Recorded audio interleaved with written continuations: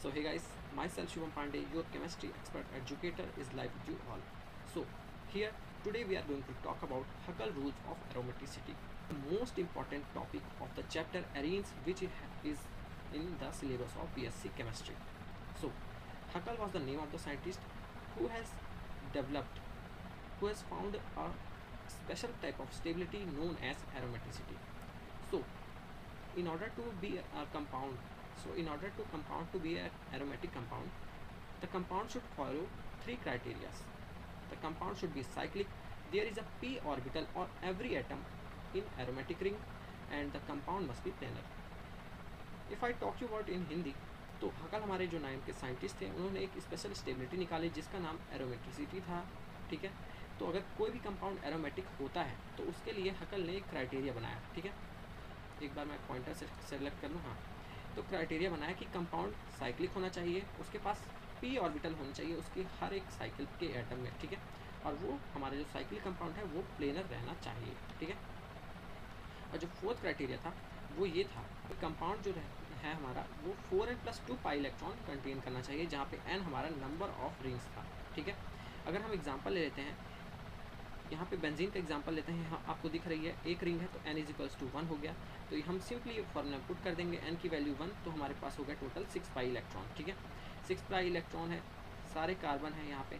ठीक है, कार्बन का हाइब्रिडाइजेशन sp2 है, मतलब ये प्लेनर है। ठीक है, और ये साइक्लिक भी है, तो मतलब ये हमारा कंपाउंड हो गया एरोमेटिक। सिमिलरली अगर हम नेफ्थलीन भी देखेंगे तो यहाँ पे भी सारे कार्बन वो हैं, पी ऑर्बिटल है सारे कार्बन के पास, सबका हाइब्रिडाइजेशन sp2 है, और यहाँ पे 2 रिंग है तो यहाँ पे n की जगह 2 पुट किया तो हमारे 10 पाई इलेक्ट्रॉन आ गए।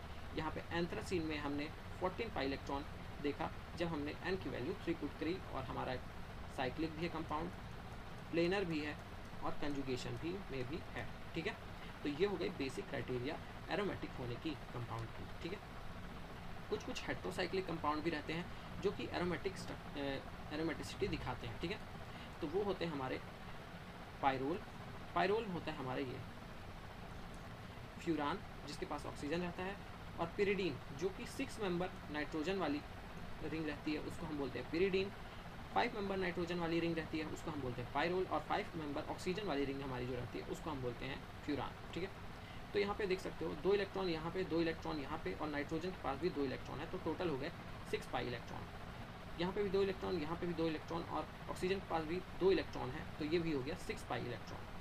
पिरिडीन में देखें तो ये भी 2 है, ये भी 2 है, ये भी 2 है, पर ये जो 2 इलेक्ट्रॉन है ये कंजुगेशन में नहीं है, ये रिंग में नहीं जा रहे हैं, ये लोकलाइज्ड लोन पेयर है, मतलब कि ये सिर्फ यहीं पे रखे हुए हैं। और इस नाइट्रोजन के जो लोन पेयर हैं वो डी लोकलाइज्ड लोन पेयर है, मतलब वो कंजुगेशन में पार्ट कर रहे हैं, मतलब कि रिंग के अंदर वो घूम रहे हैं। ठीक है, ठीक है, अगर कोई हमारा सिस्टम के पास 4 पाई इलेक्ट्रॉन है, अभी तक तो हमने देखा कि कोई भी हमारा जो सिस्टम है उसमें 4n+2 पाई इलेक्ट्रॉन, मतलब कि 6 हो गया, 10 हो गया, 14 हो गया, अगर वो सारे इलेक्ट्रॉन हैं हमारे सिस्टम में तो वो हो जाते हैं एरोमेटिक। अगर हमारे सिस्टम में 4 पाई इलेक्ट्रॉन पाया जाता है तो हम उसको कहते हैं एंटी एरोमेटिक। अब बात करते हैं एंटी एरोमेटिसिटी की, तो एंटी एरोमेटिकली हमारे जो कंपाउंड रहते हैं वो थोड़े से अनस्टेबल रहते हैं। क्यों रहते हैं अनस्टेबल, अभी उसकी भी बात कर लिया जाए।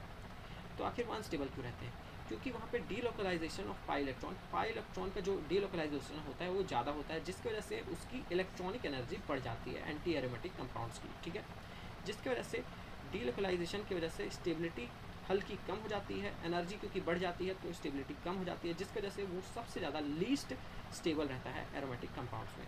तो एंटी एरोमेटिक कंपाउंड हमारा बहुत ही ज़्यादा अनस्टेबल रहता है, और उससे भी ज़्यादा अगर हम देखें स्टेबल तो वो होता है हमारा नॉन एरोमेटिक। तो अभी मैं आपको बताने वाला हूँ कि हमारे कितने टाइप्स के हमारे एरोमेटिक कंपाउंड्स होते हैं। ठीक है, तो यहाँ पे हमने देख सकते हो 5 तरह के हमारे एरोमेटिक कंपाउंड्स हैं। ठीक है, aromatic, anti aromatic, non aromatic, होमो एरोमेटिक और क्वासी एरोमेटिक। तो एरोमेटिक की हमारी क्राइटेरिया क्या थी कि हमारा कंपाउंड प्लेनर होना चाहिए, उसके पास 4n+2 पाई इलेक्ट्रॉन होना चाहिए, वो कंजुगेशन में होना चाहिए, जिसका एग्जाम्पल था बेंजीन। ठीक है, एंटी एरोमेटिक के अगर देखें प्लेनर ये है, कंजुगेटेड भी है, पर अगर इसके पास 4 पाई इलेक्ट्रॉन सिस्टम होता है जो कि होता है हमारा साइक्लोब्यूटाडाइन। ठीक है, साइक्लोब्यूटाडाइन जो कि हमारा है एंटी एरोमेटिक कंपाउंड, मतलब ये सबसे ज़्यादा अनस्टेबल है। नॉन एरोमेटिक में हमारा क्या होता है कि अगर वो 4n+2 भी इलेक्ट्रॉन हो या फिर 4 पाई इलेक्ट्रॉन कुछ भी हो, पर अगर वो नॉन प्लेनर है तो वो सीधा सीधा आ जाएगा हमारी नॉन एरोमेटिक की लिस्ट में, ठीक है। अगर होमो एरोमेटिक देखा जाए, ये आपके बीएससी के सिलेबस में नहीं है, ये हम एमएससी में पढ़ते हैं, फर्दर नेट या फिर गेट की प्रिपरेशन में पढ़ते हैं, पर मैं आपको अभी बता देता हूँ कि हमारा अगर कोई भी कंपाउंड है वो प्लेनर है, कुछ केस में वो 4 + 2 पाई इलेक्ट्रॉन को वो कर रहा है, ठीक है, अपने पास सिलेक्ट कर रहा है। तो अगर आप देख सकते हो ये कार्बन के पास पी ऑर्बिटल है, ये कार्बन के पास पी ऑर्बिटल है, ये कार्बन के पास पी ऑर्बिटल है, इसका अगर आप वो निकालने जाओगे हाइब्रिडाइजेशन तो इसका sp2 आएगा, इसका sp2 आएगा, इसका sp2 आएगा, पर ये वाला कार्बन का हाइब्रिडाइजेशन आपका आएगा sp3। तो होमो एरोमेटिक कंपाउंड ऐसे कंपाउंड होते हैं जिनमें एक कार्बन के पास sp3 हाइब्रिडाइजेशन रहता है, जिसकी वजह से होता ये है कि ये प्लेन ऑफ पेपर से ऊपर चले जाता है, मतलब कि प्लेन में जो हमारा प्लेनर जो कंपाउंड रहता है उनमें सिर्फ ये 3 ही कार्बन पार्टिसिपेट करते हैं जिनका हाइब्रिडाइजेशन sp2 रहता है। sp3 वाले को ऊपर कर देते हैं। जैसे कि मैं अगर बोलूँ तो ये आप जैसे देख रहे हो पेंटैप, तो यहाँ पे 3 कार्बन हमारे जो हैं वो प्लेनर हैं, पर ये जो एक कार्बन है वो sp3 वाला है, तो ये 3 कार्बन ये जो sp3 हाइब्रिडाइजेशन वाले कार्बन को ऊपर कर देते हैं और आपस में रिंग करंट को फ्लो होने देते हैं, तो ये हो जाते हैं हमारे होमो एरोमेटिक कंपाउंड्स। उसके बाद अगर हम बात करें क्वासी एरोमेटिक कंपाउंड्स क्या होते हैं, तो आप जैसे देख सकते हो ये स्ट्रक्चर है, ठीक है। अब देखो यहाँ पे अगर मैं पॉजिटिव लगा दूंगा तो ये एरोमेटिक हो जाएगा, यहाँ पे 2 पाई इलेक्ट्रॉन सिस्टम है, और यहाँ नेगेटिव चार्ज लगा दूंगा तो यहाँ 6 पाई इलेक्ट्रॉन सिस्टम हो जाएगा। तो अगर आप चार्ज का शेयरिंग करके एरोमेटिक बना सकते हो कंपाउंड को, तो उस तरह के कंपाउंड को हम बोलते हैं क्वासी एरोमेटिक कंपाउंड। ये भी अगर आप देखोगे तो सारे साइक्लिक हैं, सारे कंजुगेट में है, मतलब कंजुगेशन में है, और सारे के सारे कार्बन ही यहाँ पे प्लेनर रहेंगे, ठीक है।